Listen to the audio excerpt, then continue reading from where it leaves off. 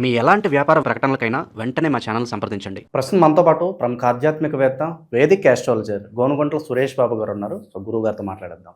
నమస్కారం గురుగారు. ఓం గం గణపతయే నమః. స్వర్ణలక్ష్మి నమస్తే అస్తు. పరబ్రహ్మ స్వరూపిణి రాజ్యం దేహి ధనం దేహి సర్వకామాంచ దేహి మే. గురుగారు, శ్రీ పరాభవ నామ సంవత్సరం మిథున రాశి వాళ్ళకి ఈ కొత్త సంవత్సరం ఏ విధంగా ఉండబోతుంది? ఉగాది షడ్రుచుల్లో ఏ రుచి వీళ్ళకి ఎక్కువగా తగలబోతుంది? సంవత్సరం మొత్తం కూడా ఎటువంటి జాగ్రత్తలు తీసుకుంటే బాగుంటుంది అంటారు? సో మణికంఠ గారు, మీరు అడిగే క్వశ్చన్ చాలా బాగుందండి. ఉగాది పచ్చడితో స్టార్ట్ చేశారు.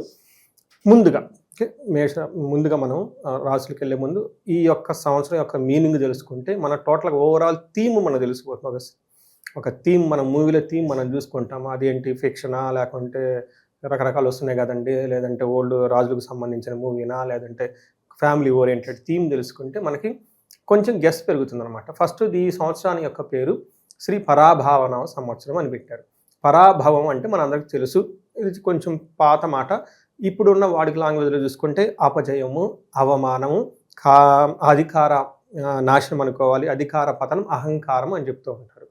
మీనింగ్ అంటే పరా అంటే దూరంగా ఉండటం, అభావం, భావం అంటే ఇన్సెక్యూర్గా ఫీల్ అయిపోవటం. అంటే ఈ సంవత్సరం అంతా జనాలు ఎలా ఉండాలంటే మనకి ఇన్ఫీరియారిటీ కాంప్లెక్స్కి దూరంగా ఉండాలి, అభావానికి దూరంగా ఉండాలి, పిరికితనానికి దూరంగా ఉండాలి అని మనకి చెప్తూ ఉంటారు.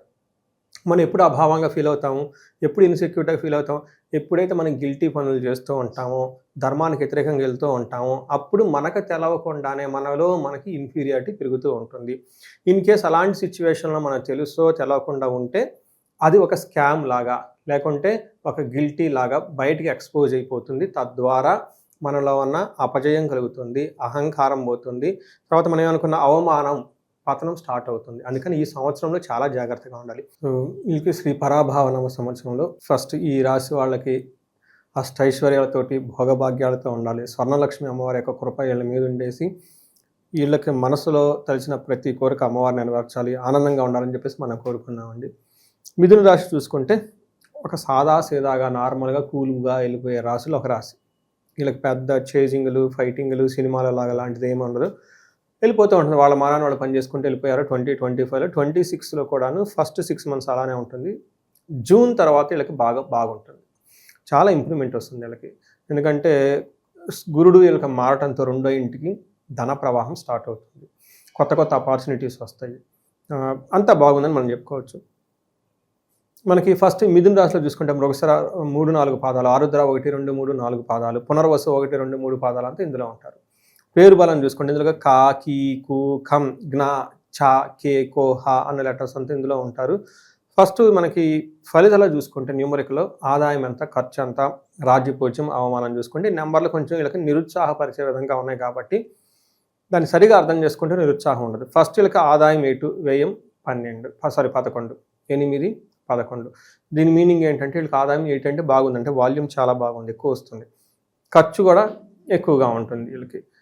తర్వాత రాజ్యపూజ్యం వచ్చేటప్పటికి 1, అవమానం 7. అంటే ఓవరాల్గా మనం ఏం అర్థం చేసుకోవాలి, వీళ్ళు ఖర్చు ఎక్కువ పెడుతున్నప్పుడు అవమానం ఎందుకు ఉండాలి, ఉండకూడదు కదా, ఖర్చు పెడుతున్నాం కాబట్టి అందరూ పోడాలి కదా, రెస్పెక్ట్ చేయాలి కదా, ఏదో సంథింగ్ రాంగ్ ఉంది.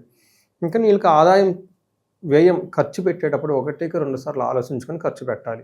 ఏమంటారు, వివేక వైరాగ్యం అంటారు ఆదిశంకరాచార్యులు. ఈ 2 ఉంటే చాలంట, మనిషికి ఏమీ వద్దు అంట.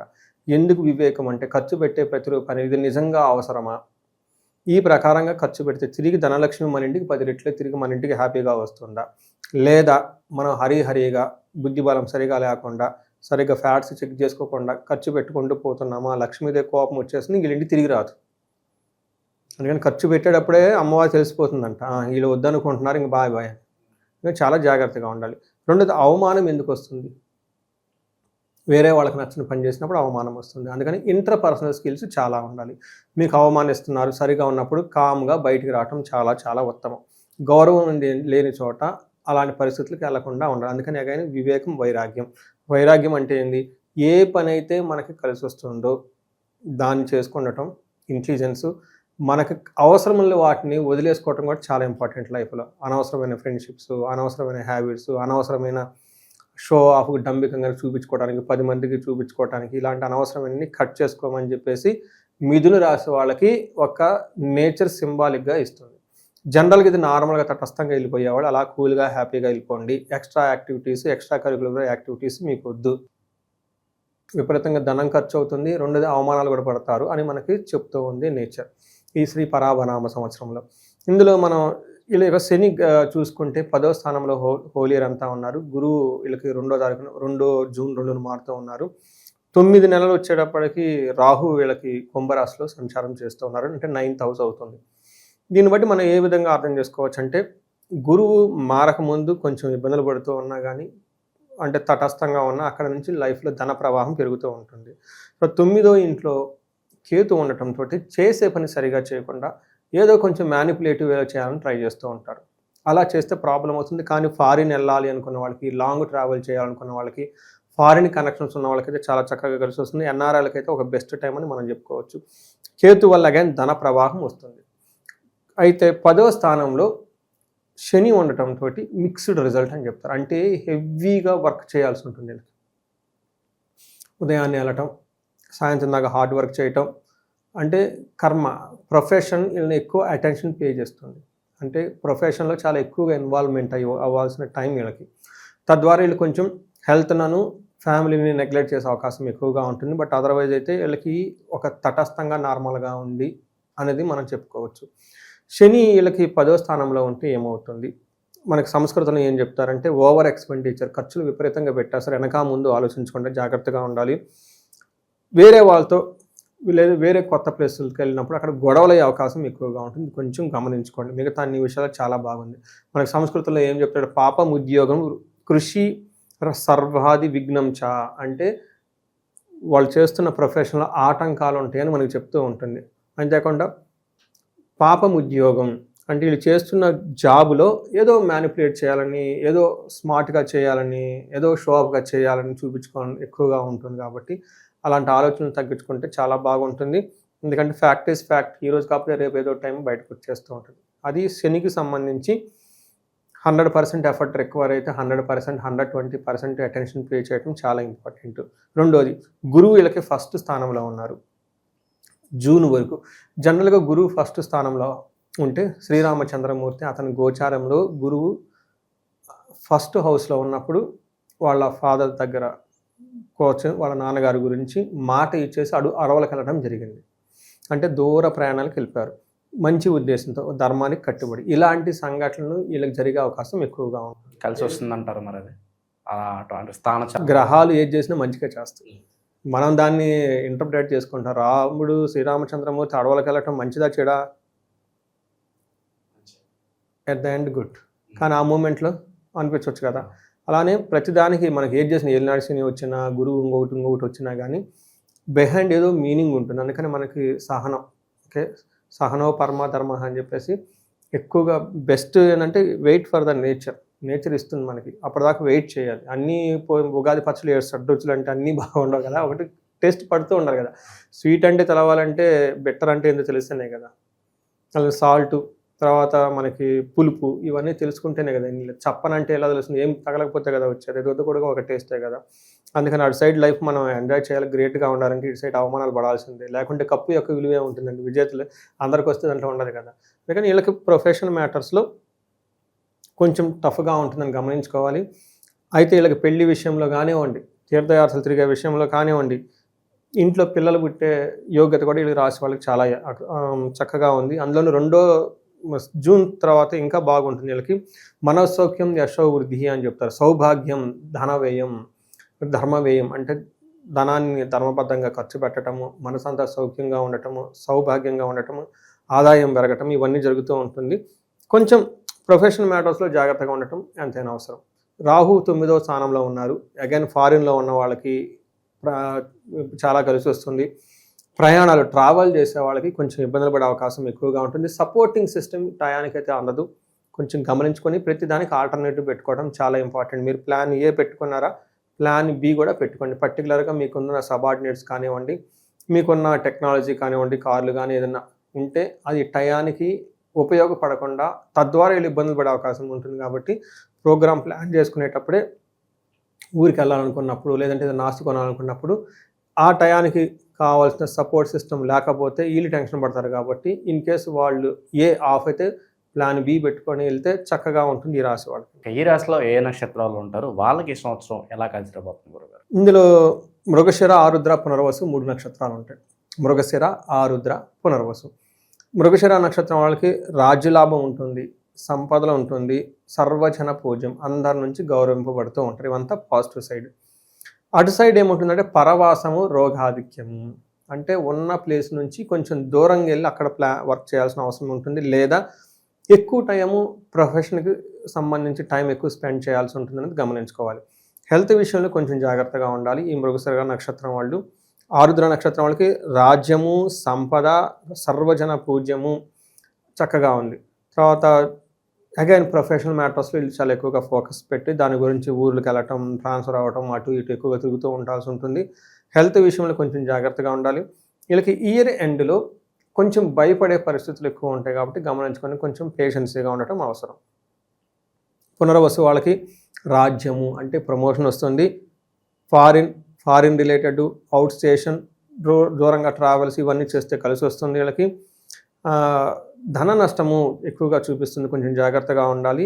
అలానే ఈ రెండులో వీళ్ళు అనుకున్న పనుల్లో ఆటంకాలు ఆగిపోతుంది. అంతకుముందు ఏదైనా కనుక పనులు చేసి ఉంటే ఆ పని అక్కడితో ముందుకు పోకుండా ఆగిపోయే అవకాశం ఎక్కువగా ఉంటుంది. దీన్ని మరణతుల్యం అంటారు. అంటే ఏంటి, వేరే విధంగా అనుకోకూడదు. ఈ టైంలో వాళ్ళు డ్రీమ్స్ కానివ్వండి, హోప్స్ అలాంటి ఏదైనా ఒక ప్లానింగ్ పెట్టుకోనంటే అవి అంతటితో ఆగిపోతాయి, ముందుకెళ్ళదు. ఇది కూడా ఈ రెండులో కేతు వల్ల ఒక ఆటంకాలు వచ్చి ముందుకెళ్తాయనేది గమనించుకోవాలి. సో ఈ ప్రకారంగా చూసుకుంటే అన్ని విషయాలు చాలా బాగుంది. పరవాసం అంటే అది బెస్ట్ అనుకోవాలి ఈ కాలమాన పరిస్థితులను బట్టి. హెల్త్ కొంచెం జాగ్రత్తగా ఉంటే మిగతా అన్ని విషయాల్లో బాగుంటుంది. ఖర్చు పెట్టేటప్పుడు కొంచెం ఆలోచించి ఖర్చు పెడితే బాగుంటుంది. ఎవరిని పెడితే వాళ్ళని నమ్ముకుంటుంటే ఇంకా బాగుంటుందండి. సో ఎక్కువగా తీపే తగులుతుంది అంటారా, లేదంటే కలగలిపి అన్ని రుచులు తగులుతాయి అంటారా?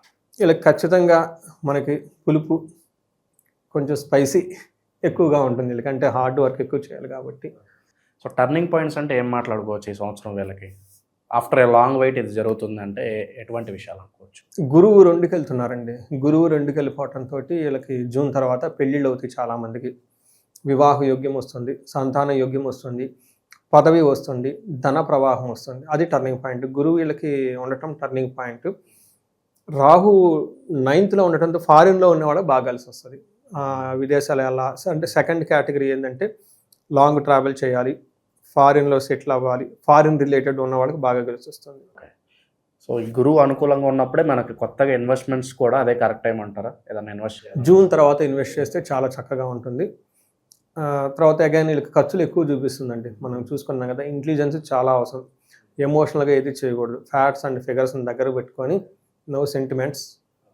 నాకు తెలిసిన ఎన్ఆర్ఐలు చాలామంది ఫోన్ చేస్తుంటారు. వాళ్ళు తెలిసిన బంధువులకి వాళ్ళకి డబ్బులు ఇవ్వటం, వాళ్ళు ఏదో ప్రాపర్టీ తీసుకొని వస్తారు. ఆ ప్రాపర్టీ వాళ్ళకి పాపం ఎక్కడో ఉంటుంది, ఆ రియల్ టైం తెలవదు, మార్కెట్ వాల్యూ ఎక్కువగా ఉన్నాయి కదా అని పంపించేస్తూ ఉంటారు. ఆ తర్వాత వాళ్ళు వెరిఫై చేసుకుని అయ్యో తెలిసిన వాళ్ళే మోసం చేశారు అనుకోవటం ఇవంతా చాలా జరుగుతుంటుంది. కాబట్టి అండి బీ వెరీ రేషనల్ అండి. మీ డబ్బులు మీదే, మీ బంధువులు ఎవరు రారు, మీ దుఃఖాలు మీయే.